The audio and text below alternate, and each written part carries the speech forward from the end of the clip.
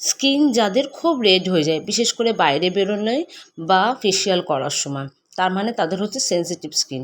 এই স্কিনগুলো কিন্তু ফেসিয়াল করার জন্য সবথেকে উপযোগী হচ্ছে বায়োটিকের ক্রিম। বায়োটিকের ক্রিম দিয়ে যদি ফেসিয়াল করতে পারেন, দেখবেন কোনো সমস্যা হবে না। বেশি দামও হয় না বায়োটিকের ক্রিমগুলো। দামগুলো আমি মোটামুটি দেখিয়ে দিচ্ছি, আর যদি অফারে পান তাহলে তো আরোই সস্তা হবে। আর প্যাকটাও সেম তাই। এমনকি আমি যে ডক্টর ক্লিনিকে কাজ করতাম, সেখানেও কিন্তু এই বায়োটিকের প্যাকটাই ইউজ করা হতো, আমি স্যারকে দেখতাম। তো ফেসিয়ালের জন্য আমি এই প্যাকটাই ইউজ করতে বলি। তাতে কি হবে, কোনো প্রবলেম হবে না সেনসিটিভ স্কিনটা। আর ফেসিয়াল করার সময় খুব সুন্দর হয়, কারণ ফেসিয়াল করার পর অনেক সময় লাল হয়ে যায়। এটা দিয়ে করলে কিন্তু কোনোভাবেই লাল হবে না।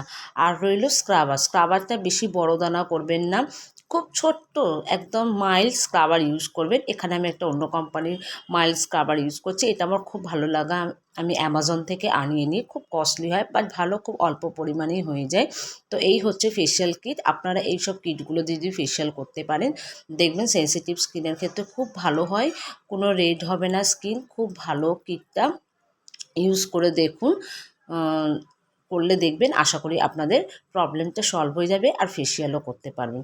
যাই হোক, আজকে এই অবধি। যদি ভালো লেগে থাকে অবশ্যই একটু শেয়ার করিয়ে দেবেন, আর কেমন লাগলো জানাতে কিন্তু ভুলবেন না। অবশ্যই কিন্তু ইউজ করে দেখবেন এবং কমেন্টে জানান যে কতটা আপনাদের ভালো হলো। এরপরও যদি কোনো সমস্যা আসে, আমি অবশ্যই একটা আপনাদের অন্য কিছু প্রোডাক্ট বলে দিতে পারবো। আর যদি মনে করেন এই স্ক্রাবারটা আপনাদের কাছে দাম বেশি হচ্ছে, আপনারা অন্য কিছুও ইউজ করে দেখতে পারেন।